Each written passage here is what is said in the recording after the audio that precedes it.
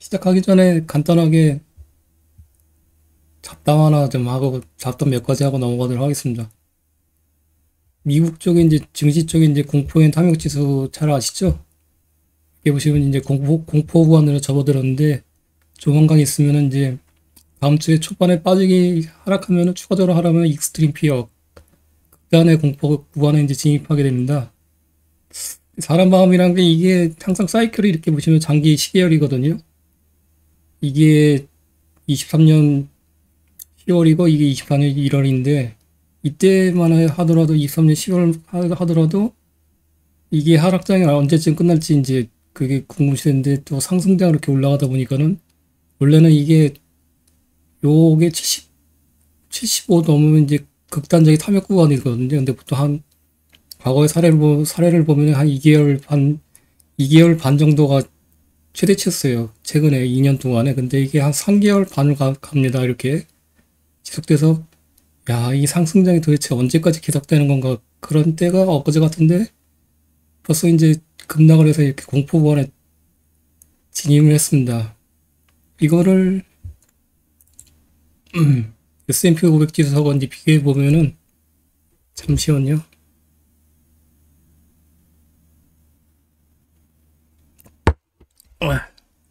장기 시계열로 보면 22년 10월 달이 이때 대세 하락장의 클라이맥스였잖아요. 이 노란색이, 빨간색이 이제 S&P 500 지수인데, 대세 하락을 이렇게 겪었었습니다. 그때, 그 당시에. 근데 그 과정 중에서 이제 계속 지속적인 반복을 했었죠. 이렇게 보시면요.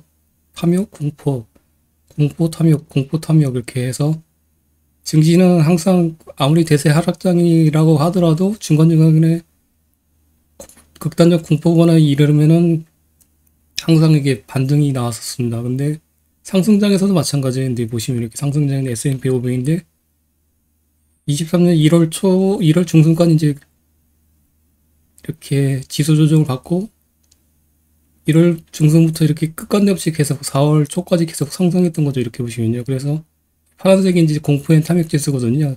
보통 한 2개월 정도 이렇게 지속됐었는데 이례적으로 한 3개월 반 정도 이렇게 지속되다가 이제 결국에는 공포 이렇게 급락을 하게 됩니다. 최근에. 그래서 아까 텔레그램에다 간단하게 말씀드린 주식이란 이제 주식 투자라는 거는 간단하게 한마디로 요약하자면은 사람의 이제 투자 심리의 사이클을 반영한 것이다. 이렇게 말씀드릴 수 있을 것 같습니다. 그래서 뭐 이렇게 주가는 EPS 곱하기 퍼 뭐 그런 식으로 뭐 많잖아요. 이제 퍼, 배수, 멀티플, 실적, 내러티브 여러 가지 이제 복잡한 것들이 상당히 많이 개입된데 결론적으로 제가 간단하게 요약하자면은 투자 심리의 총합의 반영이라고 이제 말씀드리고 싶습니다. 이렇게 해서 이 투자 심리만 과욕이나 탐욕 이것들을 조심하고 공포권에서는 이것들을 견뎌낼 수만 있다면은 장기간 주식 투자하는 데 있어서 크게 문제점은 없다고 생각해요. 근데 항상 그래왔듯이 이렇게 과욕구간, 탐욕구간에서는 욕심이 사람 마음을 눈을 멀게 하고 공포구간에서는 공포가 또 사람 눈을 멀게 하는 이렇게 그런 것들이 계속 반복되는 것 같습니다. 그래서 지난주 이제 금요일날 많이 급락했잖아요. 국내 증시도 그렇고 이제 장마감 후에 미국 증시도 이제 금일 새벽에 급락을 했는데 기술주들이 그런 것들을 보면 또 공포에 언제 이렇게 탐욕구간에 반도체 주들이 끝간데 없이 갈 것 같다는 그런 과욕에서 벗어나서 최근에 이제 급락 나왔다니까 뭐 투명성 나타나고 있는데 금요일부터 발생되고 있는데 언제 그랬냐는 듯이 또 공포로 이게 또 질리게 되는 또 구간이 진입을 하게 되고 있습니다. 그런데 항상 그래왔듯이 보시면 이 사이클은 반드시 반복될 수밖에 없습니다. 이렇게 보시면요. 급락이 나오면은 이렇게 공포 구간을 어느 정도 일정 기간에 지속하게 된다면 반드시 다시 사이클은 탐욕 구간으로 올라갈 수밖에 없어요. 이거는 불변의 진리입니다. 그렇기 때문에, 현재가 대세 상승장의 끝마무리라고는 판단하지 않고 있습니다. 왜냐면은 금리 인하가 아직도 남아있기 때문이죠. 그게 이제 금리 인하가 남아있다는 의미는 아직까지는 상승장이 계속적으로 지속적으로 일어날 수밖에 없다는 판단을 할 수밖에 없어요. 그건 지난번에 한번 말씀드렸지만은 금리 사이클이 있잖아요. 금리 하락이 시작된다는 의미는 그때부터가 이제 경제가 별로 좋지 않다는 거기 때문에 그 이전까지는 지속적으로 상승해 나갈 수밖에 없다. 이렇게 이해하시면 되시고, 과거에 이제 사례들이 다 그랬어요. 그렇기 때문에 여기서 대세 상승장이 끝났다는 의미를 받아들이기보다는 대세 상승장의 일정 부분에 이제 과열을 시키는 이제 구간의 조정이라고 보시면 되실 것 같고, 그렇기 때문에 지금 보시면은 이제 50이면은 아까 말씀드렸듯이 숨이 차네 이게. 이제 극단적 공포에 이제 조만간 진입하잖아요. 그러면은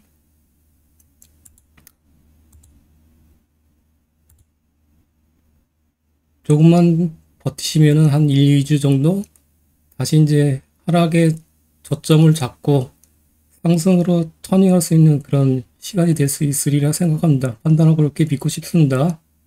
그러니까 너무 걱정도 마시고요. 지금 이럴 때일수록 오히려 이런 기회일수록 24년도에 대비해서 저점 매수할 수 있는 아니면은 리밸런싱 할 수 있는 쪽 기업들을 이제 찾는 것이 중요하다고 생각합니다.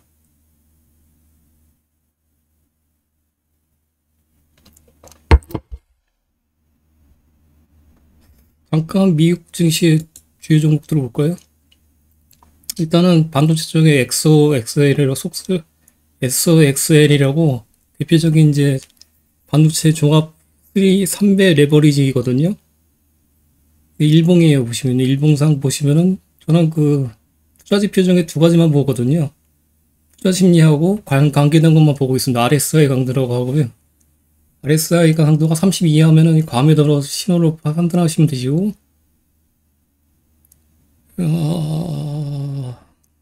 이제 22년도고 10월 달이고 과매도 상태에서 보시면은 30 라인 보이시죠? 이렇게 잘 보이시나요? 30 라인? 이게 이제 그 걸쳤다는 거는 과매도 국면에 접어들었다는 거죠. 보시면 항상 과매도 구간에 접어들면은 반등이 나왔어요. 보시면은 장기열로 좀 보실까요? 여기 30 RSI 강도 30 강도면은 바닥이고 일봉상으로 보는 거죠. 일봉상으로 바닥이고, 현재도 RSI 강도 30단을 터치했습니다. 그래서 반도체 3X XXL 엔비디아도 마찬가지로 보시면은 고점에서 많이 빠지고 있는데, RSI 강도가 30 근접한 것들은 최근에 23년 9월 이게 처음이에요. 보시면요. 그래서 물론 고점으로 많이 상승하게 했지만 강도상으로 봤을 때는 과매도 국면에 진입하고 있지 않나 판단하고 있습니다. 그 주봉상으로 보시면은 200주선이 상당히 중요하다고 말씀드렸잖아요. 이게 200주선이에요. 경기 추세선. 그래서 XOX를 보시면은 경기 추세선을 주봉상으로 보시면은 장기간 깨졌던 게 거의 없습니다. 보시면요. 2020년에 코로나 팬데믹 때 이후에 그 이전에는 여기 살짝 깨졌고, 그래서 지금 보시면은 코로나 팬데믹 때하고 22년에 예사 하락 국면에 깨졌었는데, 그만큼 이제 깨지기 힘든 추세선이라고 보시면 되시잖아요. 현재 지금 근접하고 있어요. 지금 보시면은 지금 30달러인데 28달러에 있거든요. 그렇기 때문에 다음 주에 이제 한 주 빠지면은 경기 지지선에 200주선에 이제 다다르게 됩니다. 그렇기 때문에 반도체주 같은 경우에는 조만간에 저점을 형성하지 않을까 생각하고 있습니다. 엔비디아는 워낙에 많이 올랐기 때문에 아직 200주선에 이격이 많이 있고, 애플 같은 경우에도 보시면 아까 소개시켜드렸지만은 최근에 이제 아이폰 판매 부진이나 뭐 그런 것 때문에 겹쳐갖고 많이 최근에 하락했잖아요. 근데 200주선이에요. 보시면요. 과거에 보시면은 200주선을 깬 적이 한 번도 없습니다. 그 어려웠던 시기인데 코로나 팬데믹 때도 마찬가지고, 근데 이렇게 선을 그어 보면은 200주선 하단부, 이격의 하단부에 거치가 있어요. 그래서 지금 이게 200주선이 150달러 하거든요. 그래서 만약에 지금 165달러인데 이거를 근접해서 빠지면은 상당히 괜찮은 타겟 목표가에 도달하지 않나 이렇게 판단하겠습니다. 그래서 뭐 이런 나스닥 잠깐 볼까요? 나스닥도 200주선이고 일봉상으로 보면은 일봉상이죠. 일봉상으로 보면은 마찬가지로 RSI 30배 근접해 둔다가 이때 점 찍었었고 이게 언제냐? 23년 10월이고 장기강 이렇게 보시면은 RSI 30강도에 근접했을 때가 바닥이었어요. 거의 이렇게 지금 현재는 30강도로 다시 진입했잖아요. 오랜만에 거의 뭐 한 10월 말이니까는 11월, 12월, 1월, 2월, 3월, 4월 5개월 만에 지금 30강도에 근접하게 됐는데 나스닥이. 근데 항시 이렇게 저점을 구간을 기록했기 때문에 이게 대세 하락장이 아닌 이상에는 조만간에 이제 하락의 정점을 찍지 않나 생각하고 있습니다.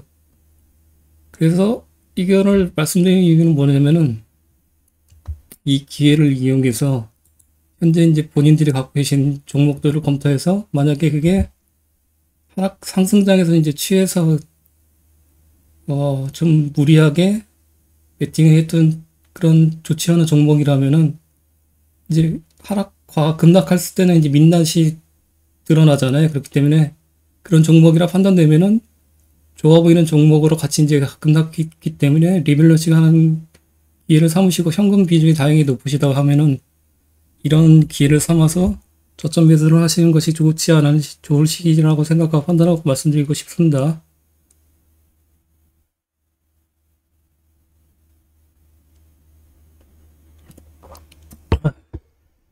물론 제 의견은 그냥 일개 개인의 뭐 투자 판단이고요.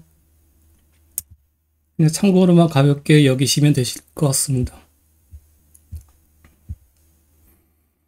저는 계속 원래는 이렇게 급락장이 나오면은 이것들을 이용해서 투자 공포 심리나 아니면은 뭐 미수 신용융자 현황들을 뭐 고객 엑스탁 대비 신용융자 잔고 비율이나 그런 것들 따져고 RSI 도 따져갖고 항시 이제 뭐 했지 인버스 같은 걸 많이 했었거든요.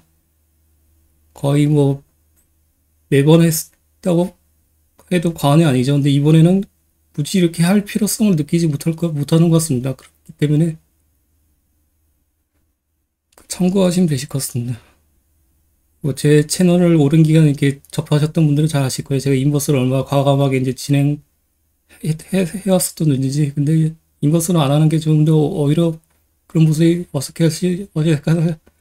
말이 안 나오냐 이렇게 어색하실 수 있는데 이런 지금 생각을 갖고 있다 생각하시면 되실 것 같습니다. 잠깐만요. 일단은 시작하기 잡담 이만 마치고 이 잡담 조금만 되게 힘들지.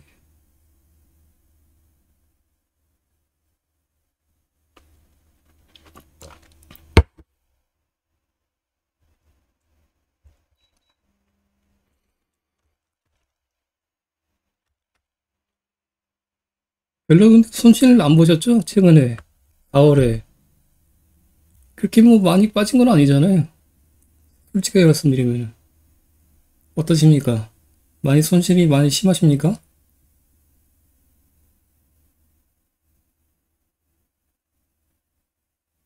한 번도 답변이 없으신 거 보니까 전부 다 손실 구간이 손실을 안 보셨나 보네요, 보니까요.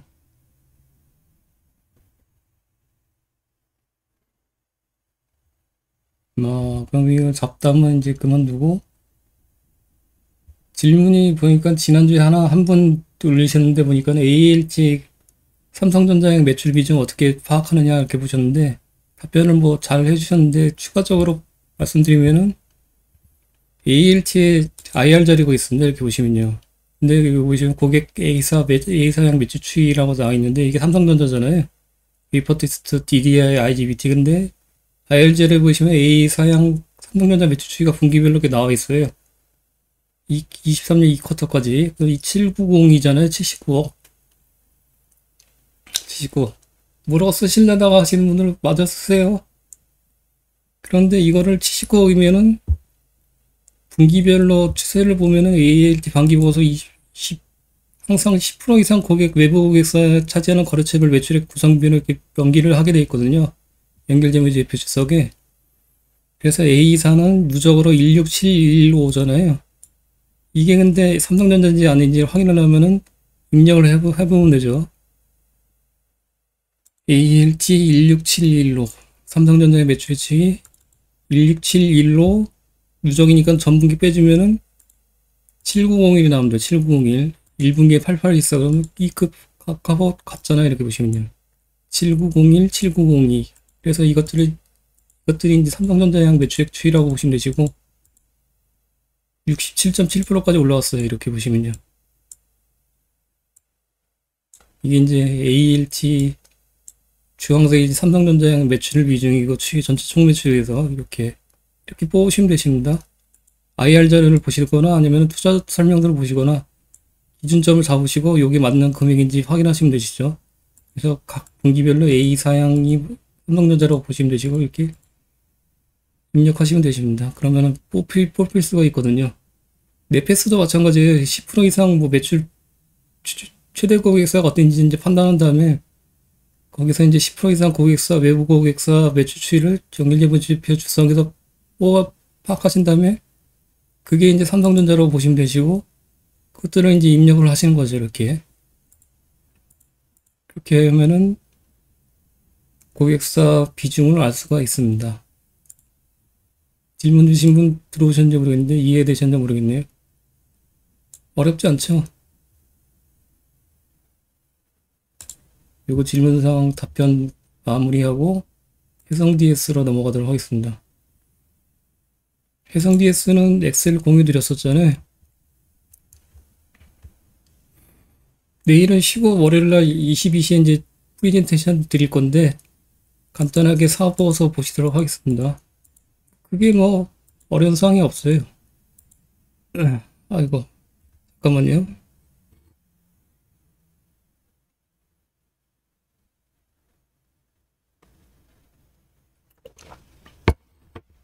간단하게 이제 월요일날 이제 PPT로 설명드리겠지만 분석글들을 간단하게 설명드리면 해성 DS는 기업인데 기본 중에서도 자동차 쪽에 전장 쪽에 이제 특화된 리드 프레임이 한 매출 비중이 60% 정도 되고 그다음에 DDR4나 DDR5 정도 그쪽 관련돼서 오사트 쪽으로 해서 매출 비중이 40% 정도 됩니다. 그런 기판 업체라고 보시면 되시고 주로 이제 전방 산업은 전장 그러니까 자동차 쪽이 있겠죠. 근데 최근에 자동차 쪽, 전기차 쪽이 이제 업황이 안 좋으니까는 그런 추세를 반영해서 매출액이 이제 계속적으로 하락했었고, 그리고 전기차 쪽에 이제 관련된 기판 업체들, 전기차 쪽에 있는 관련된 속한 업체들 같은 경우에는 지금 센티가 워낙에 안 좋잖아요. 그렇기 때문에 실질적으로 이렇게 매출도 많이 빠져 24년 1분기는 제가 추정한 거예요. 이렇게 써놓은 거고 이거 오해 마십시오. 실제 발표된 거 아니에요. 엑셀에 나눠드렸는데 이건 제가 추정한 겁니다. 이렇게 추정해놔서 이렇게 터닝한다 이렇게 써놨는데 그렇게 될지 안 될지는 확실하게 모르겠습니다. 아직까지. 그래서 추세를 6기분기 연속 이렇게 빠지고 있습니다. 매출액이. 기판 업체는 국내에는 뭐 다들 아시다시피 대표적인 게 5군데 있잖아요. 5개. 대덕전자, 코리아서킷, 신텍, 해성DS, 이스페타시스. 이스페타시스는 엄밀하게 말씀드리면 메인 기판 쪽이고요. 엄밀하게 말하면 기판 업체는 이게 4군데라고 보시면 되실 것 같습니다. 특징적인 거는 이제 월요일날 다시 설명드릴 건데 이익률 같은 경우에는 장기간 보시면은 해성DS가 매출액 추이나 이익률에서는 가장 독보적이라고 말씀드릴 수 있습니다. 그 내용들은 텔레그램 통해서 한번 공유를 드렸었고 OPM 추이를 보시면 되실 거고 월요일날 상세하게 설명드릴게요. 그리고 지금 매출 증가액도 보시면은 대덕전자가 가장 높은데 해성DS도 그에 못지않게 매출 증가액이 나오고 있습니다. 그리고 기판 파워 추이를 보시면 노란색이 해상 GS인데 현재 가장 저평가를 받고 있고, 멀티플은 계략적으로 이제 말씀드리는 거고, EPS 추이도 보시면은 노란색이 해상 GS거든요. 대부분이 이제 낮게 유지되고 있는데, 심지어는 이게 마이너스 EPS로 보이는데, 해상 GS는 마이너스로 돌아선 적이 한 번도 없습니다. 8, 9, 10, 18, 9년부터 5개년 동안, 6개년 동안이죠. 그래서 가장 체력도 좋고, 그 다음에 이익률도 좋고, 매출도 잘 나오는 그런 기업이라고 보시면 되실 것 같습니다. 기판 기업 중에. 근데 기판은 반도체 사이클이 보통 막바지에 이제 주가 상승률이 나올 수 있잖아요. 그만큼 이제 주가 상승률이 상당히 미미했던 그런 섹터의 기업이라고 보시면 되시고, 조만간에 이제 반도체 섹터에 이제 주가가 조정이 마무리되면은 조금 괜찮지 않을까 판단하고 이제 소개를 시켜드리려고 하겠습니다. 그리고 이제 실적이 24년 4월 말쯤에 발표되니까요. 1쿼터 실적이 이제 나오면은 만약에 예상대로 이게 터닝을 하게 되면은 주가 업사이드가 꽤 크지 않을까 생각하고 있습니다. 개인적으로는. 왜냐하면 주가 오른 게 없기 때문에 반도체 기업들 중에서 최근에 같이 빠지고 있잖아요. 또 오르지도 않았는데 그런 특성을 갖고 있다 보시면 되시고, 사업보고서를 같이 보시도록 하겠습니다. 사업보고서는 뭐 간단해요. 일단은 최근에 특징적인 모습을 보시면은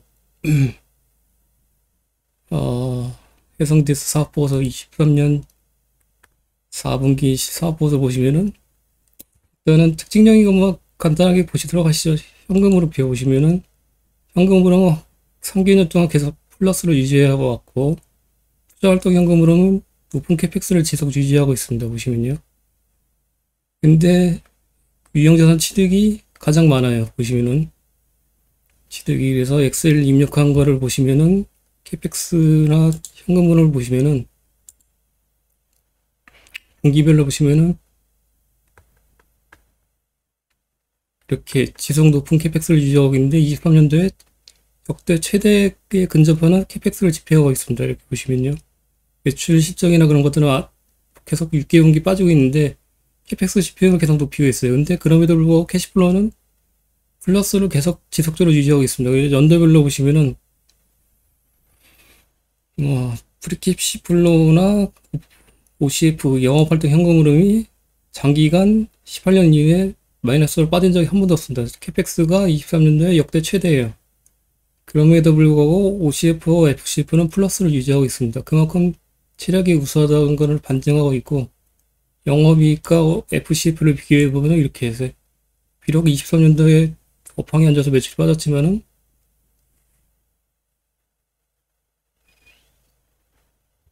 잠깐만요. 안 좋았지만은 현금 흐름이나 그런 것들 측면에 봤을 때는, 그리고 캐펙스 집행으로 봤을 때는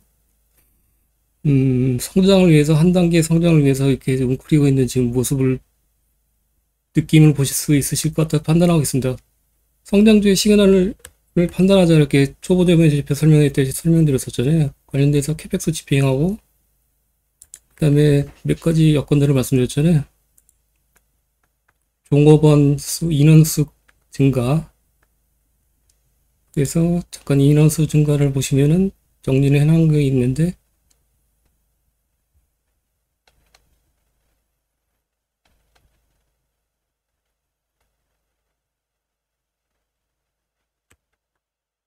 이렇게 보시면은 좀 특이점이 또 있더라고요. 보니까요.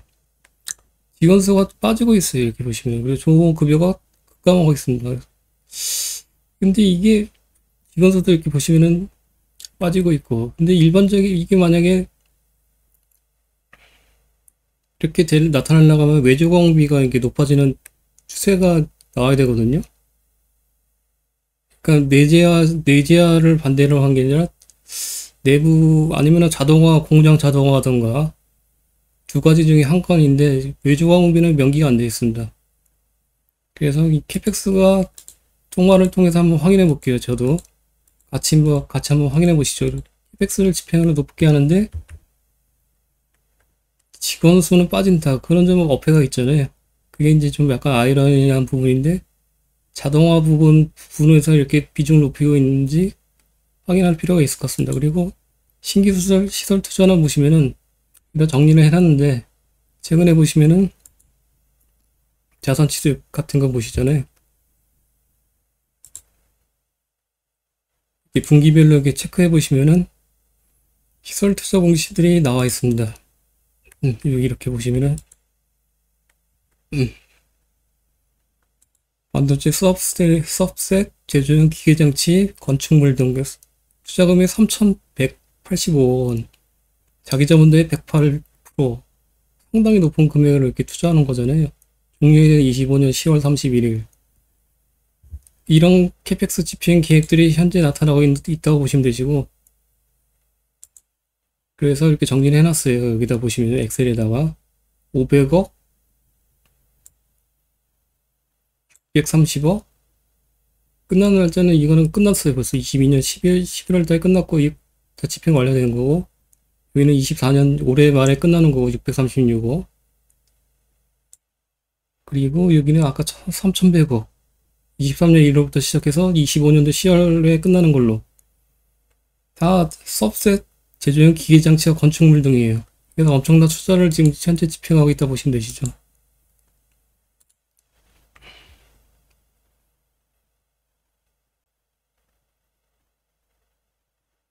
그렇게 봐도 되겠네요. 근데 종업원 수들이 감소 추세에 있으니까는 그것도 연계시켜서 봐야 될 것 같습니다. 종업원 수 감소되는 것보다는 급여 금액, 절대 금액이 많이 빠지는 거 보니까는 그것도 뭐 이렇게 연계될 수 있겠네요. 그건 한번 IR하고 통화를 해서 확인을 해보도록 하겠습니다. 같이 확인해 보시죠. 관심 있으시면요.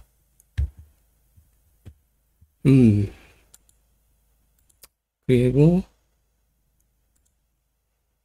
다시 이제 사업보고서를 넘어가서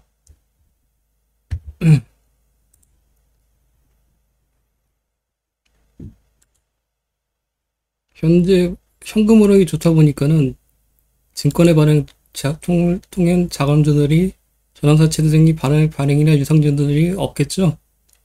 만약 있으면은 이 기업들은 만약에 있는 이렇게 현금흐름이 좋은데도 불구하고 이렇게 PBW나 유상증을 발행하는 기업들이 간혹 있어요. 그런 기업들은 경영진이 좀 좋지 않은 그런 경영진을 판단하시면 되실 것 같습니다. 근데 다행히도 없습니다. 보시면요. 유상증자나 12BW 발행이 최근에 없었고, 사업의 기여를 보시면은 기판적이고 반도체 서브스트레이트 생산하는 반도체 후공정 사업업체라고 보시면 되시고, 리드 프레임과 패키지 서브스트레이트 구분할 수 있습니다. 아까 차량용적 리드 프레임과 관련되어 있다 말씀드렸잖아요. 근데 오사트 쪽에 패키지 서브스트레이트 기판 쪽으로 구분할 수 있으면 두 가지로 구분하시면 되시고, 이런 것들은 SLF, ELF 그런 것들은 월요일날 자세하게 설명드리도록 하겠습니다. 제품 생산 방식인데, 여기 보시면은 사용 용도는 자동차용 반도체 주로 들어가고, 모바일 쪽도 들어가고, 주요 매출처는 자동차 쪽 글로벌 기업들이 뭐 NSP나 온세미컨덕터 뭐 그쪽입니다. 기력자로 아시면 되실 것 같고, 이렇게 설명이 나와 있습니다. 이거 전공정, 후공정에 대해서 설명이 나와 있고, 그냥 이거 넘어가도록 하겠습니다.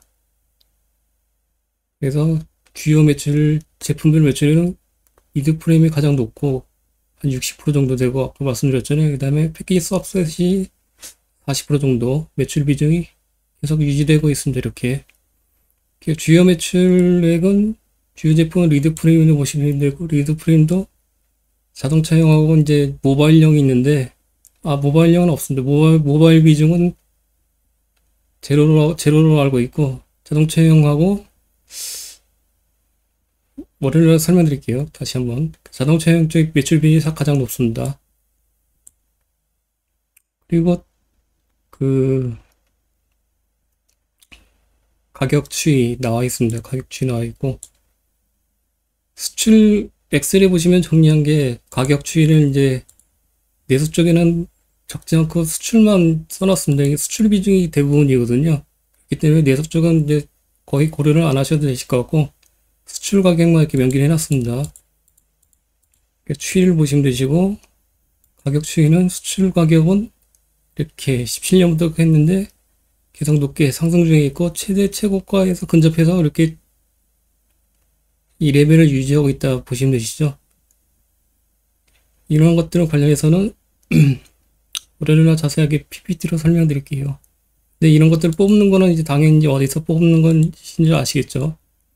사업보고서에서 제품 비율 매출 가격 에서 뽑으시면 되시고 주요 제품 및 서비스에서 만약에 제품 가격이 없다 그러면은 어떻게 뽑으신다고 말씀드렸죠?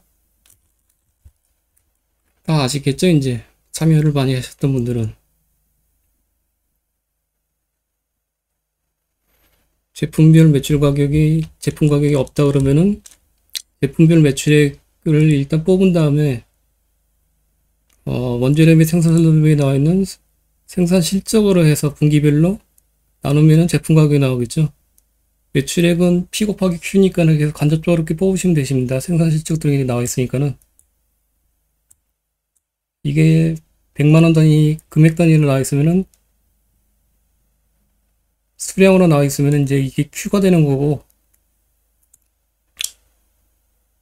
제품별 매출액 나누기 생산 실적 그게 간접적인 판매량이겠죠. 그거를 나누면 제품 가격이 나옵니다. 근데 이렇게 다행히 해상DS는 제품 가격을 명기를 해주고 있어요. 분기별로 이렇게 해서 제품 가격을 입력하시면 제품 가격의 이제 분기별 추이를 파악하실 수 있으시고 원재료 및 생산 설비에 보시면은 이제 그 주요 매입액 비중을 보시면은 주요 원재료는 코퍼, 구리, 골드, CCL, 팔라디움, 최근에 이제 많이 이제 들썩들썩하고 있는 비철금속 쪽이잖아요. 구리 가격은 지금 최근 내 최고가를 경신하고 있고 골드도 사상 최고가를 경신하고 있고 CCL 이거는 뭐지? CCL이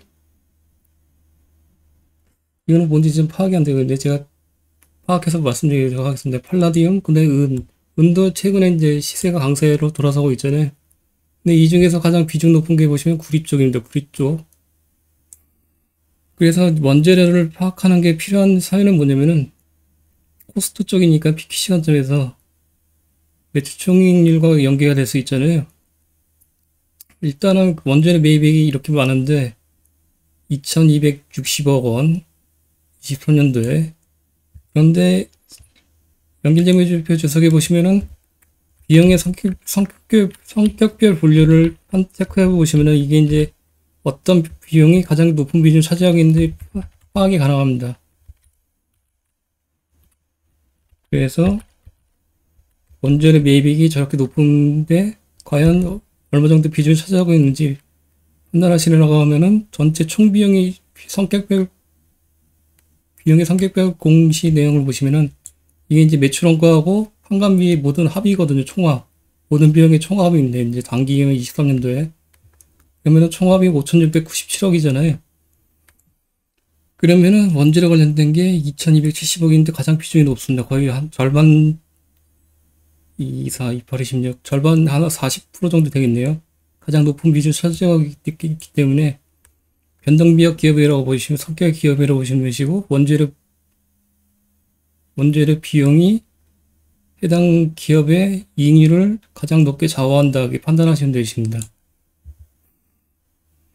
종업원금 8개 연도별로 보시면 급격하게 많이 빠졌네요. 보면요. 매출액 원래는 종업원금에는 고정비역 성격이잖아요. 그렇기 때문에 매출액 연계돼서 이렇게 급격하게 빠질 수 있는 성격이 아닙니다. 그렇기 때문에 이게 반드시 확인이 필요하고 이게 고정비역 성격, 자산상각비, 고정비용 성격, 변동비 성격은 원재료 비용. 원재료 비용은 당연히 매출액과 이제 연계되기 때문에 변동비용이기 때문에 매출액과 연계됐기 때문에 이렇게 매출액이 빠졌었잖아요. 그렇기 때문에 이게 연동돼서 빠지는 거는 이해되는데 이거는 좀 약간 이해가 좀 안 되는 부분이 있긴 합니다. 아무튼 다시 넘어가서 원재료 및 생산설비 보시면은, 그렇다면 이제 원재료 매입액이 이제 이익률을 좌우하는 가장 중요한 요인이라고 이해하셨잖아요. 그럼 그 중에서 가장 높은 비중을 차지하고 있는 구리가 주요 요소다 보시면 되시겠죠. 물론 비용 중에서 아까 5,600억 중에서 750억이니까 미미합니다. 근데 각각의 이제 합하면은 거의 40% 넘잖아요. 원재료 비중이. 그러면은 이 각각의 원재료 중에서 어떤 것들이 이익률과 가장 밀접하게 연동되는지 판단하기 위해서는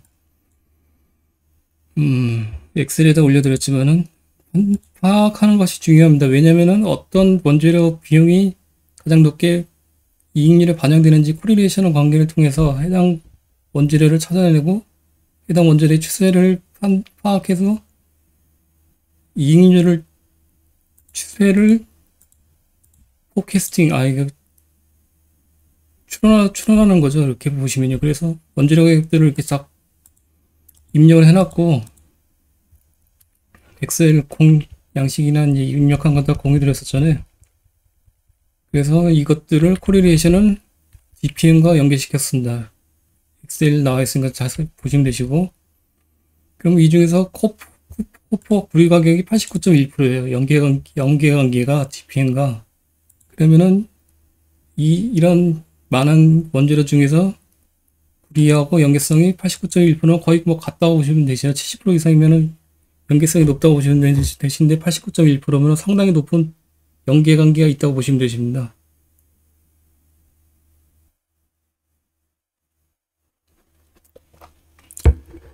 업황이 이 의미는 뭐냐면은 입하는 업체의 업황이 좋든 좋지 않든 원재료 구리 가격은 이 해당 해상 DS의 제품 가격에 반영이 된다 이렇게 보시면 되시죠.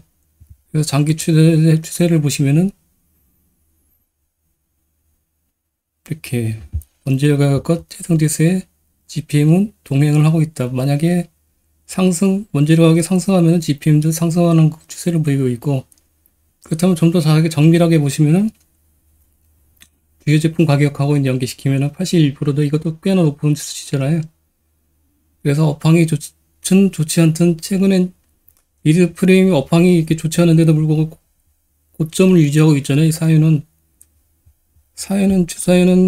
제 개인적인 판단했을 때는 구리 가격이 크게 이렇게 빠지지 않고 유지되고 있다고 판단하기 때문인데, 근데 최근에 구리 가격이 급등하고 있잖아요.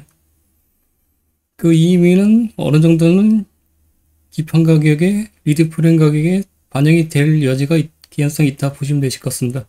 근데 만약에 업황까지 좋아진다 그러고 보시면 Q 관점에서 Q까지 살아난다고 보시면은 그 추세가 좀 더 심화될 수 있겠죠. 그래서 지금 이제 매출액 캐스팅 하기 위해서는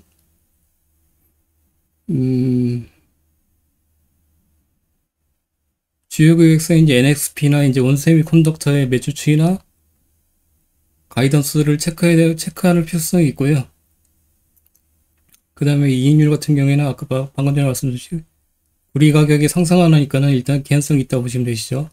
방 가격의 상승세가 개연성이 있다고 보시면 되시고, 그런 것들을 추론하기 위해서는 이런 것들을 다 긁어내서 발췌해서 연계시켜야 된다 말씀드리고 싶습니다. 그리고 생산 및 생산 설비 보시면은 설비 수량이 분기별로 이렇게 명기가 다 돼 있어요. 친절하게. 캐펙스를 높게 유지하고 있다고 말씀드렸잖아요. 그래서 엑셀에다가는 지금 보시면은 설비 수량을 분기별로 다 이렇게 발췌해서 이렇게 입력을 해놨고, 차트를 보시면은 설비 수량이 이렇게 파란색인데 역대 최대를 기록하고 있습니다. 그러나 캐펙스하고 연계시키면은 추세는 같이 가고 있다 보시면 되시고, 가동률이 이제 표현 안 하는데 가동률은 아직까지 표현 안 했습니다. 당연히 낮겠죠. 매출액이 떨어지기 때문에. 그래서 이제 만약에 터닝하게 되면 가동률도 이제 추세를 체크해 보시는 것이 필요하실 것 같습니다.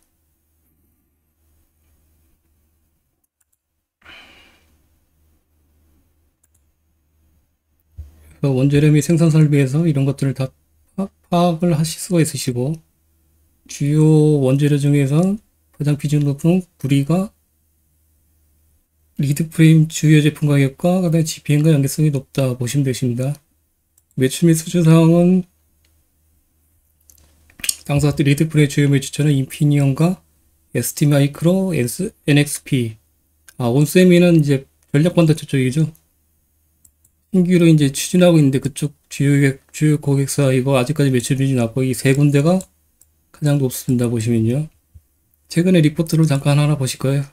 4월 19일에 나온 건데 화보서를 읽은 다음에 최근에 이제 나온 리포트 내용들을 같이 연계시켜서 이렇게 읽으시면은 읽고 그다음에 IR 통화를 하시고 이 세 가지를 결합해서 같이 이제 진행하시면은 해당 기업의 이제 이해도가 상당히 높아질 수 있습니다.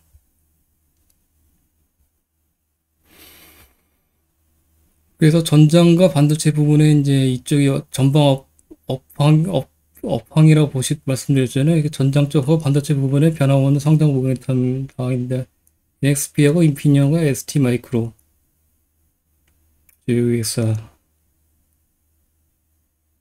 이 내용도 개략적으로 한번 소개를 시켜드렸죠. 그래서 이거를 원본은 공유를 직접적으로 못 해드리고 그거는 좀 불가능하고 혜성 DS 선진장님 거기 보시면은 혜성 DS 검색하면은 이렇게 리포트 내용 나오거든요. 거기 참조하시길 바랍니다. 내용 요약은 간단하게 소개를 시켜드렸죠, 미리. 링크도 또 남겨놨으니까요. 그거 참고하시면 되십니다. 예전에는 리포트 원본 직접적으로 이렇게 올려드렸었는데 그게 이제 하면 안 돼요. 여기 이제 그런 것도 있기 때문에 저작권이 있기 때문에 그래서 이거 내용만 보여드리고 참고하시라고 말씀드립니다.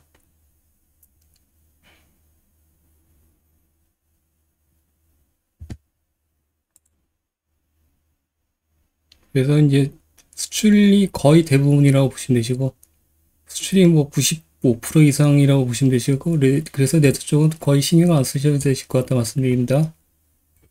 이렇게 보면은 또 최근에 환율이 많이 오르고 있잖아요.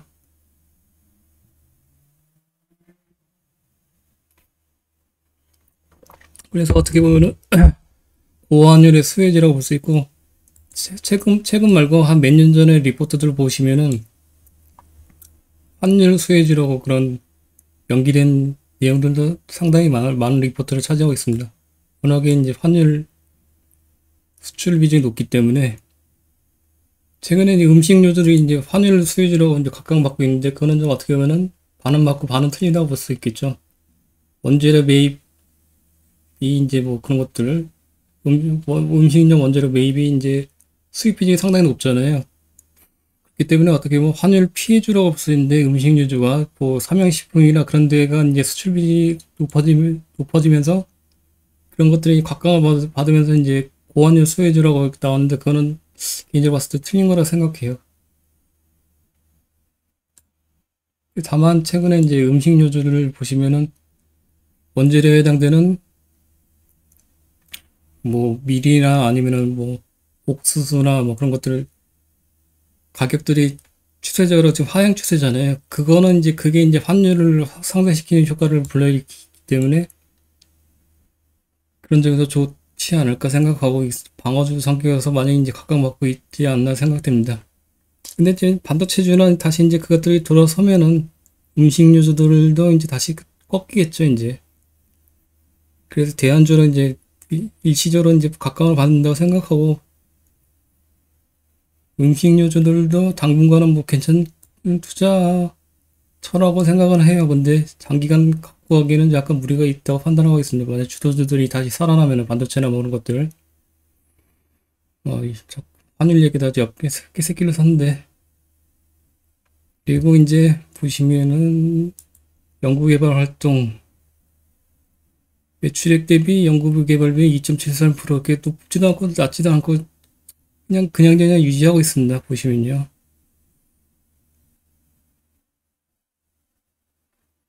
참고사항 보시면은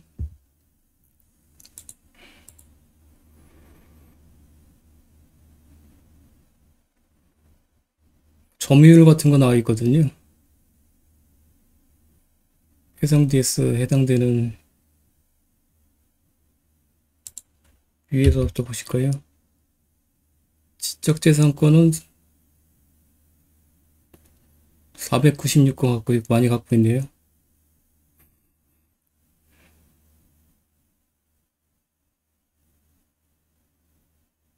성장성 이런 것들 한번 쭉 읽어보시고요.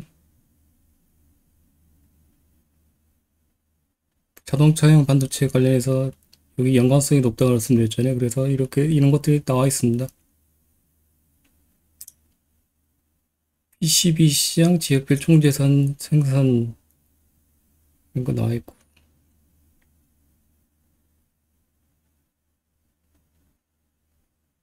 그 일반적인 내용이니까 지나가도록 할게요.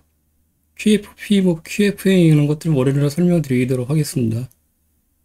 FBGA, FCBGA 이런 것들은 23년도에 많이 설명드렸었잖아요. 근데 다시 한번 설명드릴게요. 월요일날 요약해서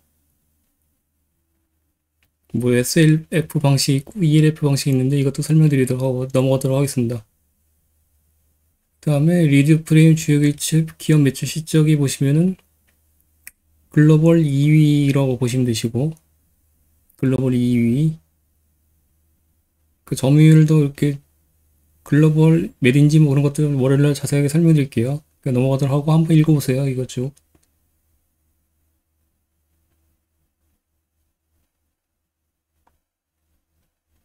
여기 보시면 되시고 주석에서 보실 게 해성산업에 이제 상장사가 있습니다. 코스닥 상장사가 주요 주주, 대주주라고 보시면 되시고 여기도 이제 꽤 우량한 기업이죠. 특히 이제 부동산 쪽으로 요 해당 기업의 자회사라고 보시면 되시고 자회사로 등재되어 있나? 34%가 관계회사가 있네요. 하여튼 모기업이라고 보시면 되시고 중소기업들은 이렇게 주군되어 있는데 중소기업들은 표기를 안 해놨습니다. 매출액이 이제 100억 정도 발생되고 여기가 이제 전력반도체 쪽과 연계된 데서 신사업을 추진하려고 추가적으로 이제 하고 있는데 이것도 월요일날 간단하게 설명드릴게요. 근데 매출액 포지션에 따지면 전체 매출액에서 크게 기여도가 높지는 않은 것 같습니다. 그렇기 때문에 설명을 드리겠지만은 크게 이렇게 동력원으로 생각지 않으셔도 되실 것 같습니다. 전력 반도체 쪽과 관계되어 있다 보시면 되시고 지난번에 한번 설명드렸을 때는 그거를 좀 강조드렸었는데 확인해 보니까는 매출 비중이 높지가 않아요. 그렇기 때문에 저기는 개인적으로 봤을 때 무시하셔도 되실 것 같습니다. 관건은 이제 리드 프레임 쪽이죠. 자동차 쪽으로.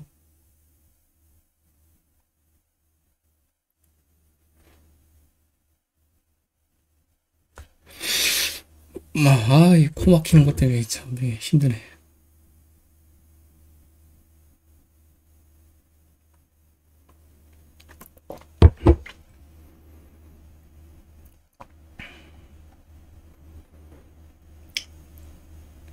수출주니까 현금성 자산이 이제 보시면은 달러 쪽이 많고 달러 쪽이 975원이 되네요. 보니까요. 환율 상승으로 보시면 되시고 수요지로 보시면 되죠. 10% 상승 시에는 93억 정도 세전손익에 영향을 미치는 93억이면은 얼마지? 손익계산서 보시면은 1000억이니까는 세전손익으로 1000억에 90억이면 별로 얼마 안 되네. 환율 10% 상승해봤자 그게 크게 고환율 수혜지라고 보기도 어렵네요. 보니까요. 수출 비중이 높긴 하지만은 미미하잖아요. 1000억에 90억, 1000억에 90억? 10%네? 10%면 꽤 높죠. 1000억에 거의 100억 정도니까는 고환율 수혜지가 많네요. 맞죠? 10% 정도 좌우하니까는 내수 매출이 패키지 편중에서 내수 매출은 거의 미미하잖아요. 거의 5%도 안 되는데 5%도 안 되는 거 신경 쓰실 필요가 있으십니까?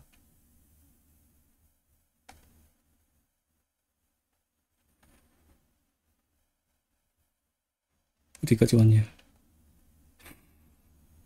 환율이었지.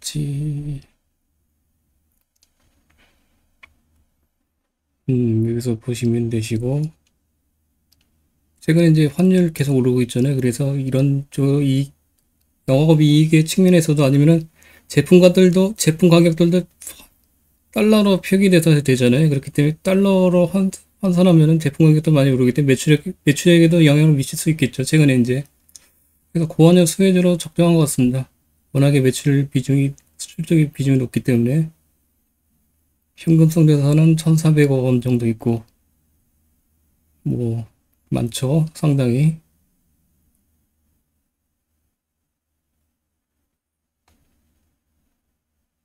이런 것들은 뭐 다 부채비율은 낮고, 현금으로 좋으니까는 당연히 부채비율은 낮죠.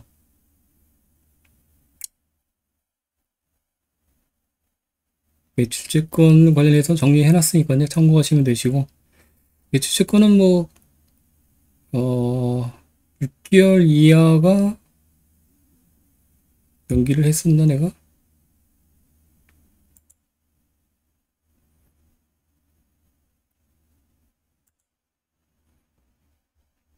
6개월 이하가 99.3%이기 때문에 이게 우수하다고 보시면 되시고, 대선 총각 설정률은 거의 뭐 1% 미만이니까는 임의하고, 매출채권 회전율은 박스권 유지하기 때문에 크게 문제가 없습니다.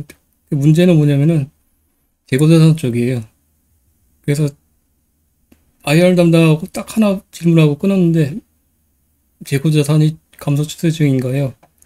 확인했잖아요. 공유드렸고 감소 추세라고 확답 내용을 받았는데, 회전율이 보시면은 계속 빠지고 있어요. 그래서 저점으로 계속 깨고 있어요. 이거 상당한 리스크잖아요. 보시면요.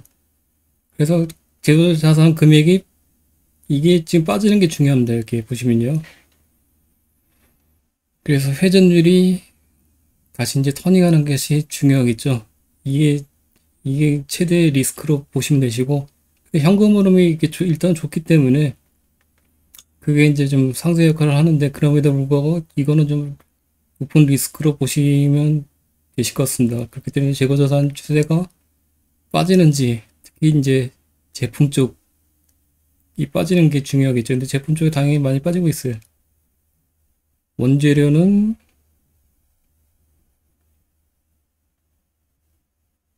이렇게 지금 사용 맥은 계속 빠지고 있잖아요. 근데 다시 QQ로 터닝했어요. 보시면요. 원재료의 사용. 그래서 24년 1분기에는 사용액 증가되는지, 그다음에 제품 재고자산이 빠지고 있는지, 회전율이 터닝하는지, 그게 가장 관건일 것 같습니다. 그 시그널이 나오면은 상당히 긍정적이라고 판단할 수 있겠죠. 물론 매출액 추이가 이제 터닝하는 것이 가장 일차적으로 중요하고, 부가적으로는 저런 것들이 중요하다고 보시면 되실 것 같습니다. 그런 것들을 보시기 위해서는 기타 재무관 사항에서 이제 매출채권하고 재고자산 관련해서 수치들을 다 뽑아내시면 되시죠. 그렇게 해서 저기 이제 분기별 수치들을 다 입력하시면 되시고, 선수금이나 계약부채 관련된 내용에 대해서는 없더라고요, 보니까요. 그래서 그것들은 뺐으면 연기 안 해놨습니다. 없기 때문에 뭐 입력할 수 있는 게 없어요. 수주장고나 뭐 그런 것들.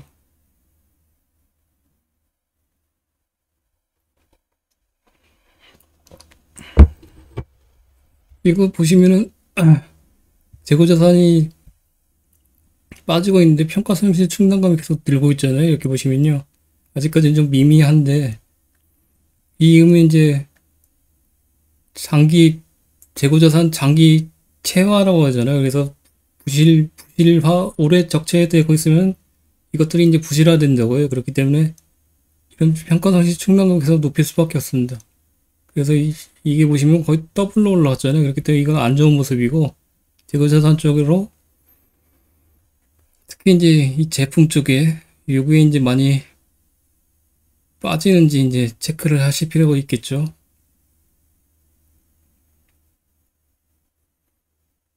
재고자산 평가 손실 금액도 급증하고 있고 지금 보시면은, 그래서 재고자산이 가장 리스크다 보시면 되십니다. 해상 DS는 매출 터닝하고 재고자산 감소되는지 두 가지만 포인트를 잡고 이제 계속 모니터링하면 될 것 같아요. 그러니까요.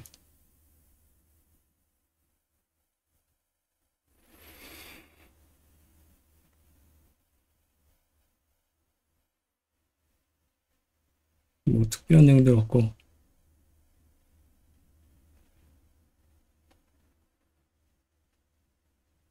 선수금은 있긴 있는데 너무 뭐 미미하죠. 그 의미가 없고.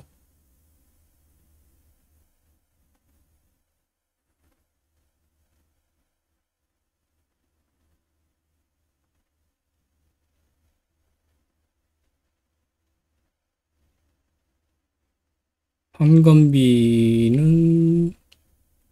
총 매출, 총 비용 중에서 한 10% 정도 되기 때문에 그냥 뺐습니다. 이 판관비는 뭐 크게 뭐 의미가 없다고 파악하는데 파악해서 의미가 없다고 생각해서 뺐습니다. 그리고 판관비는 잠깐만 추세가 어떤 거예요?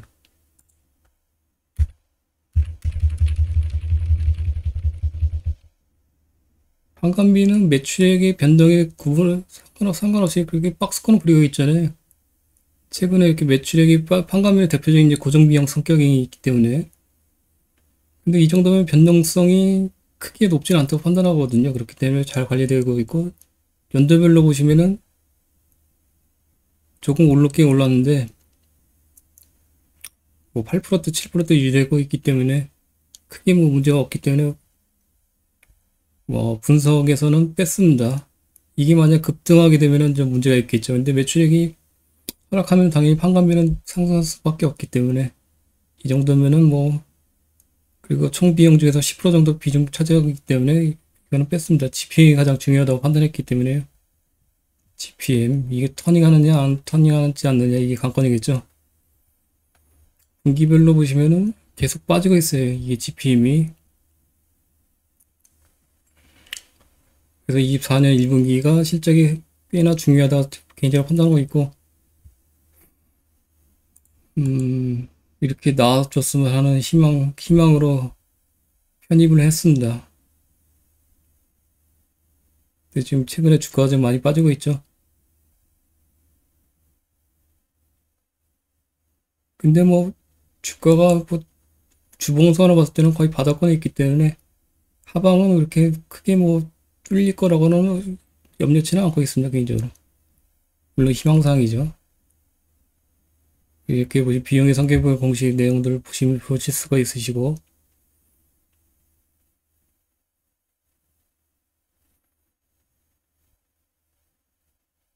뭐 특별한 내용 없고 쭉쭉 내려가겠습니다.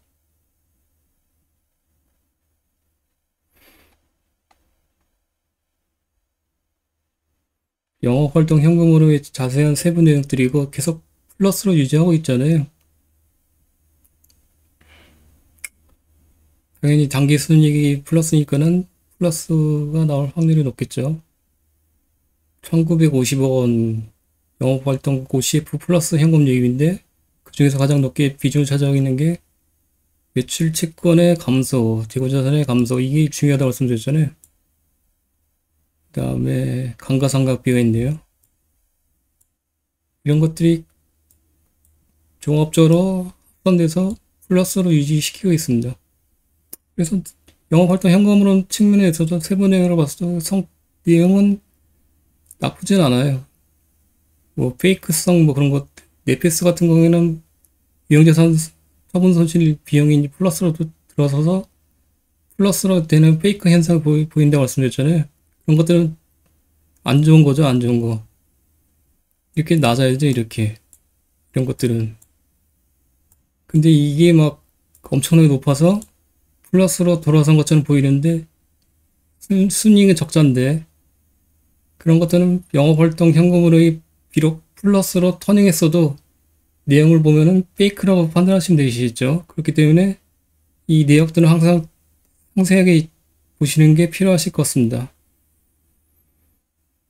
특히 이제 순이익이 적자 기업들 같은 경우에는 만약에 근데 순이익이 적자 기업이라도 저런 것들이 이제 감가상각비나 그런 것들 때문이 아니라 뭐 매출채권이나 재고자산이나 뭐 그런 것들 조합해서 플러스로 돌아선 거라면은 그런 것들도 의미가 있다 판단해요.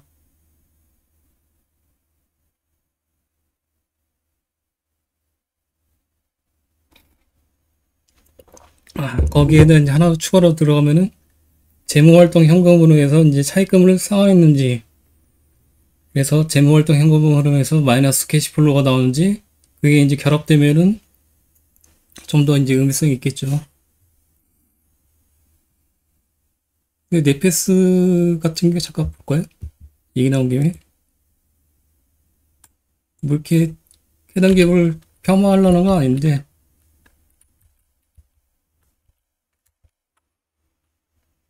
일단은 네페스 라이어라고 이제 비상장 기업인데 잠깐 보시죠. 여기가 핵심이잖아요. F5, PLP하고 뭐 그런 것들.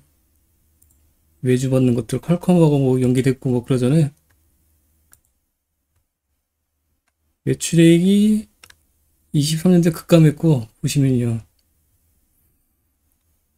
매출액이 아니구나, 이거는. 자산이 자산. 현금성 자산이 지금 보시면은 한 70억 정도 있네요. 자산 총계가 1800억인데, 세가 3천억이 자본 잠식이 빠져있죠. 1167억 원이 자본 잠식 금액이에요. 22년에 170억인데 10배가 늘었어요. 얼마큼 위험한지 아시겠죠? 매출액이 23년도에 320억, 22년도 대비 반토막 이상 났어요. 매출 원가가 이렇고 매출 총이익이 마이너스 159억, 영업 손실이 840억. 그래서 당기 순이익이 마이너스 1000억이에요. 이거 어마어마하잖아요. 현금으로 보시면은 마이너스 360억 원. 그리고 재무활동 현금을 해서 차입금을 490원 늘렸어요. 보시면은. 근데 주석에 보시면은 대주주가 네페스예요. 57.78% 지분 보유하고 있고, 네페스를 보실까요? 네페스 혹시 주주분 계십니까? 계시는데 또 이게 말씀드렸고 죄송하네요. 근데 주가는 모르죠, 또 뭐. 근데 재무제표상으로 이렇게 위험성이 있으면은 아무리 주가가 오른다고 하더라도 좀 배제시키는 게 좋지 않을까 생각하고 있습니다. 손익계산서 보시면은 매출액은 장 22년도에 5,880억인데 23년도에는 4,800억. 여기 네페스 라웨 그런 것들 다 포함됐겠죠. 종속기업들. 이거 종속기업들 매출액이 다 포함된 거잖아요. 네페스 아크하고 네페스 라이하고 네페스 야하드하고 이렇게 보시면 되시고, 손익은 이렇고 당기손익은 적자 1000억. 연결로 봤을 때 작년에 22년도에 940억 플러스였는데, 현금 흐름을 보시면은 재무상태표를 잠깐 보실까요? 자사총계는 9,600원인데 부채 총계는 6,700억 원, 자본총계는 2,800원. 부채비율이 이제 이거 6,799억 나누기 자본총계전에 2,830억이잖아요. 그러면은 대략 한 250% 정도 되겠네요. 자산 중에서 이럴 경우에는 계약자산을 또 유의미하게 보셔야 되죠. 계약자산이 혹시 있나. 매수채권 및 기타 유동채권. 잠깐만요. 자산이 9,600억인데 매수채권이 610억 원이면 그렇게 높지는 않네요. 다행히.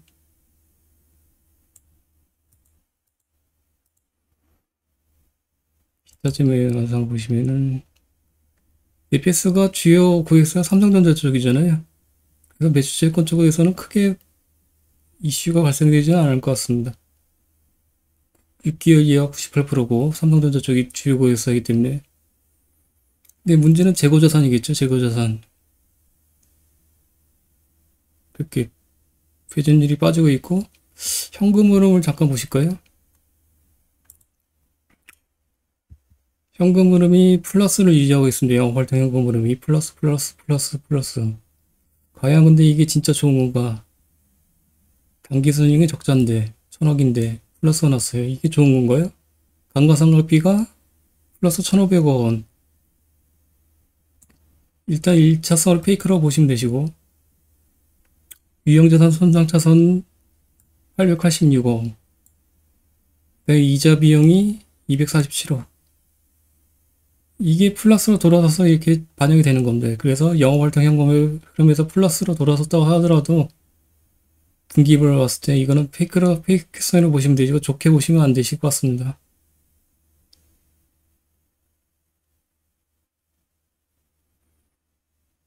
계약자산이 있네요. 보시니까요. 계약자산의 감소가 1,000억이 있네요. 1,000억. 계약자산이 꽤 높네.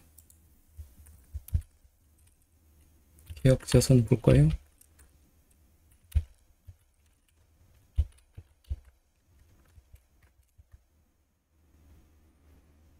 천억이 감소했다는데 40억밖에 안 되네. 이게 뭐지?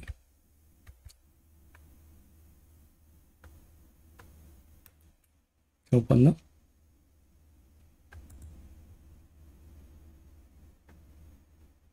100억이구나, 100억. 제가 단위를 잘못 이해했습니다. 100억이네요. 계약자산은 뭐 크게 높진 않네요. 이건요. 그래서 다시 한번 말씀드린 것처럼 현금 흐름이 일단 단기순이 적자인데 현금 흐름이 플러스로 보인다. 그러면 일단 겉보기는 좋잖아요. 이게 뭐 터닝 신호인가 시그널인가 본데 자세하게 내역을 반드시 살펴보셔야 된다. 이렇게 말씀드리고 싶습니다. 그래서 그 진위를 파악하시는 것이 중요하다. 실전 투자에 연계시키시라 말씀드리고 싶습니다. 이해하셨나요?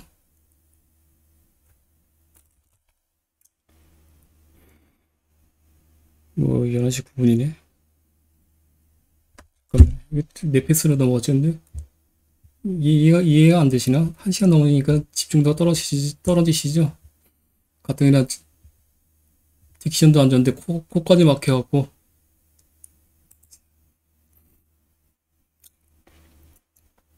설명이 좀 약간 좀 안 좋기 때문에 이해합니다. 보니까 법적으로 8월까지는 채팅을 해도 되더라고. 그러니까 8월 12일까지인가 그때까지. 다음 주부터는 이렇게 좀 긴장감을 불어넣기 위해서 질문을 막 드릴까요?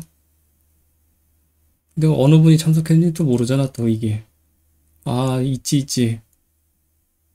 여기 나오는구나, 리스트가. 그래서 질문을 확 드려볼까, 그냥. 아무튼 오늘 시간 좀 늦었으니까 계속 진행할게요. 거의 다 끝났습니다. 이렇게 해서 이제 이런 기회에 이제 같이 사업보고서 한번 쭉 보는 거죠, 뭐. 솔직히 개별적으로 봤을 때는 사업보고서 읽기가 쉽지 않잖아요. 뭐 직장 다니시고 뭐 그러니까 시간도 잘 안 되시고 육아도 하셔야 되고 언제 또 사업보고서를 보겠습니까? 이렇게 자세하게 같이 보시는 거죠. 항상 필요할 것 같습니다. 사업보고서를 이렇게 꾸준하게 읽는 것들을 그리고 이제 투자와 연계되는 것들을 포인트를 잡는 것이 가장 핵심이라고 생각해요. 그렇기 때문에 좀 재미없고 지루하지만은 계속적으로 같이 읽으시죠. 사업보고서. 그 지배기업은 해상산업이고 계열사는 계양전기, 한국제지, 한국패키지 다 상장사잖아요. 세아도 상장사인가? 그럴걸요 아마. 이거 읽고 매출액 중국 쪽 매출 비중이 높은데 이게 아마 NXP 쪽하고 NXP 쪽에 이제 주요 공장이 이쪽에 있는 걸로 알고 있습니다. 파악하기는 그랬고 한국 쪽도 있고 높게 돼 있고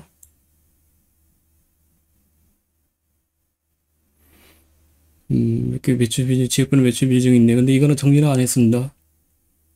주요 고객사 이렇게 나와 있고 16.41% 이게 인피니언지 NXP인지는 NXP 같은데 이거 다시 한번 제가 확인해 보겠습니다. 이거는 주요 고객사 다음 주에 월요일 날 그래서 주요 고객사가 어딘지 확인해 보고 근데 크게 의미가 있죠. 그래도 어느 주요 고객사가 저는 일단은 NXP로 판단하고 NXP하고 이제 연계성을 찾아서 이렇게 엑셀을 시켜놨습니다.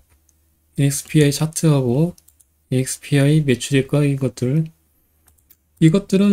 미국 증시 에드가 시스템이라고 해서 사업보고서 보실 수 있는데 온라인 시스템이 있거든요. 전자공시 시스템. 거기서 다 주소 갖고 이렇게 입력하시면 되십니다. 그래서 국내 기업 같은 경우에는 이제 해외 매출처가 주요 고객사의 경우에는 미국 쪽의 사업보고서를 어느 정도는 읽고 발제해서 이렇게 같이 실적을 비교하는 것이 중요하다고 생각합니다. 당위성이 있고요.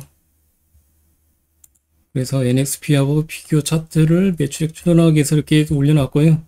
참조하시기 바랍니다. 맨 밑에 있죠.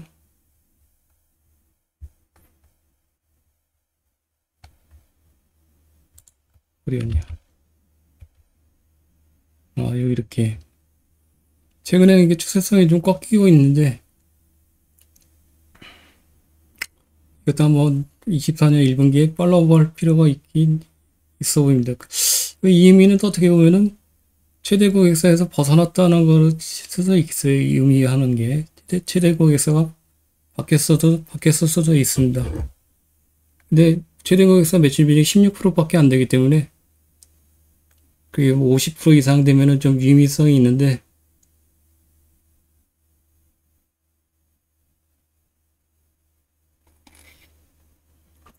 그게 좀 아쉽긴 하죠. 아니면은 이걸 좀 더 정확도를 높이기 위해서는 두 개사가 있잖아요. 지금 보시면은 주요교육이 1하고 주요교육이 2 두 개 합하면은 30, 20, 30% 근접하잖아요. 이쪽이 이 주요교육에서 2번을 찾아내서 여기 매출 추이를 같이 또 비교하는 거죠. 근데 아까 사업의 내용에 보시면 기타 참고사항에 보시면은 인피니언하고 그 다음에 ST마이크로하고 NXP 3개사가 명기되어 있잖아요. 그러니까 3개사가 그냥 매출액 다 뽑아내갖고 추이를 체크해보면 될 것 같습니다. 그래서 그 합산 매출액 추이하고 해성 DS 리드 프레임 쪽하고 매출액 추이하고 이렇게 비교해보면은 어느 정도 추론이 나오겠는데, 그건 한번 해본 다음에 공유를 드리도록 하겠습니다.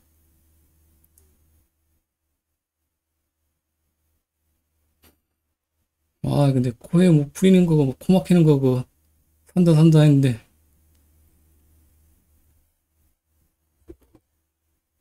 아무튼 뭐 이렇게 했고, 내일은 꼭 공지드렸듯이 내일은 쉬고요. 가족 행사가 있기 때문에 월요일날 22시에 종합적으로 설명회를 시행하도록 할게요. 그때 뵙도록 하겠습니다. 질문사항 있으십니까, 오늘?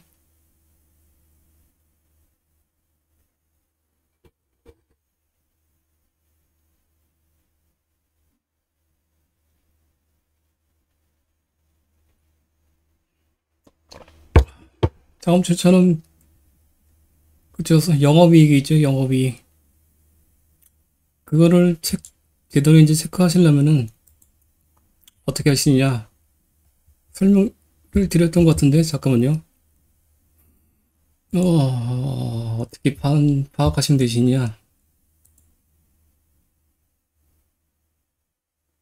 하나오션 볼까요, 하나오션?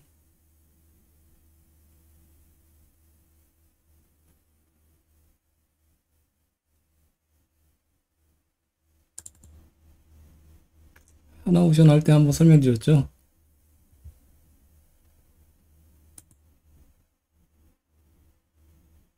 이게 안 떠지냐, 이게. 이거 하나오션 이거 그리고 엑셀 공유드렸잖아요. 이거 일일이 따갖고 한 거예요, 제가. 허리 부러지면서 죽는 줄 알았습니다. 근데 최근에 보니까는 버틀러라고 있잖아요. 거기 보면 수장고 리스트가 나온다는데 그거 긁어갖고 갖다 붙이면 된다고 하시더라고요. 같이 이제 스터디 하시는 분이. 그래서 허탈감이 많이 느껴지는데, 이거 정리하는 거는 크게 뭐 의미는 있죠. 근데 일일이 뽑아서 할 필요는 없어요. 그러니까 버틀러 이용하세요, 하시려면은. 이게 이제 뽑은 다음에 이제 이런 것도 분기별로 이제 LNG선, LPG선 추이하는 거는, 정리하는 거는, 노가다를 하는 거는 확실해요. 필요성이 있고, 요 뽑아내는 건 버틀러 이용하십시오. 저처럼 무식하게 하지 말고. 아무튼,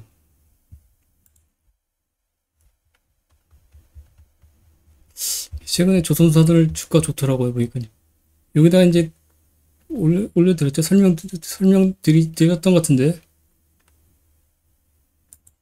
이렇게 보시면 OCF, 캐펙스, 현금성 자산, 현금성 자산은 재무제표에서 뽑으시면 되시잖아요. 아, 여기 아니구나.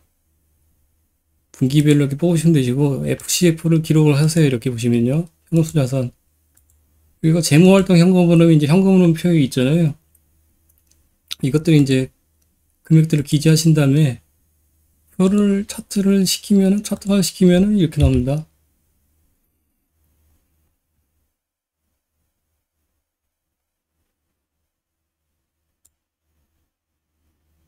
어디 갔냐.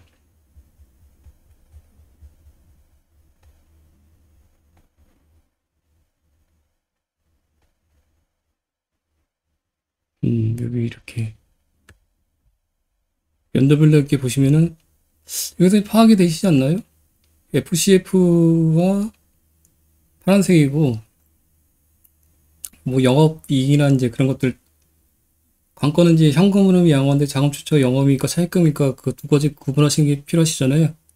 그러니까 FCF가 플러스로 한 거는 OCF의 페이크성 뭐 그런 것들 성격을 떠나서 일단은 영업 활동 측면에서 일단은 양호하게 들어왔다고 일단은 판단하시면 되시고, 그거를 뒷받침하는 거는 재무활동 현금이라고 말씀드렸잖아요.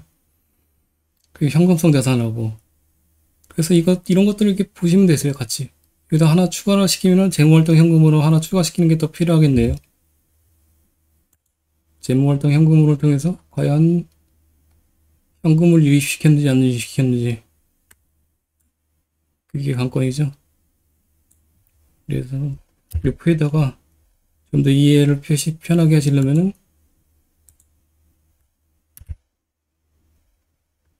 요거 하나 이렇게 표시하시면 되시죠. 재무활동 현금으로.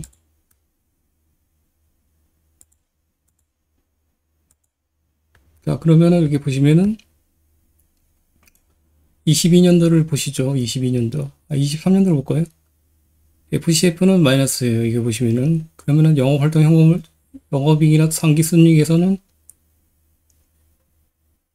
어찌됐는지 모르지만 일단은 플러스는 아닐 것 같다 판단이 들고, 현금성 자산은 높게 유지되고 있어요. 전년 동기 대비 증가됐잖아요. 사연은 뭘까요? 재무활동 현금을 통해서 차입을 시킨 거잖아요. 플러스면은. 그리고 그거의 상세 내역은 유상증자다. 이렇게 보시면 되시죠. 그래서 이런 것들을 뭐 이렇게 표를 만들면은 한눈에 파악이 되시지 않나요? 이해가 되셨는지 모르겠는데. 예, 만약에 잘 이해가 안 되시면은 다음 주에 여기다 질문을 올려놓으세요. 그러면요, 다음 주에 다시 한번 답변을 드리도록 하겠습니다.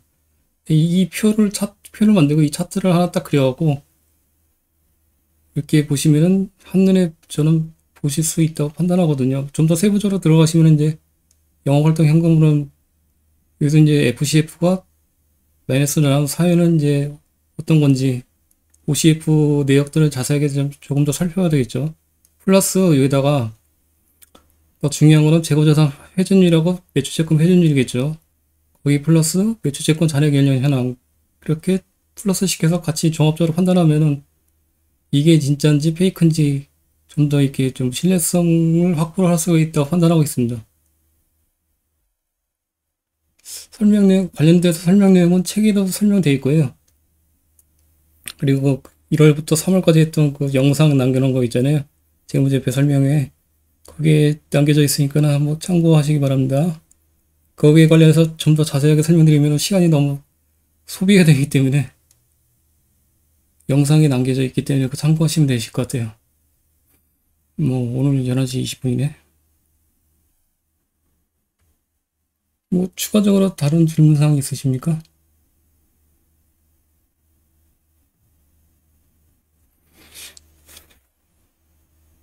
없으시면은 내일은 쉬고 월요일날 22시에 뵙도록 하겠습니다. 지금 토요일날 주말 시간 내주셔서 감사하고 월요일날 뵙도록 하겠습니다. 오늘 고생하셨습니다. 아유, 오늘 바람도 워낙 안 좋은데 더 안 좋네요, 오늘. 아, 고생하셨어요. 이거 너무 주가 급락한다고 해서 걱정 마세요. 조만간에 오를 겁니다.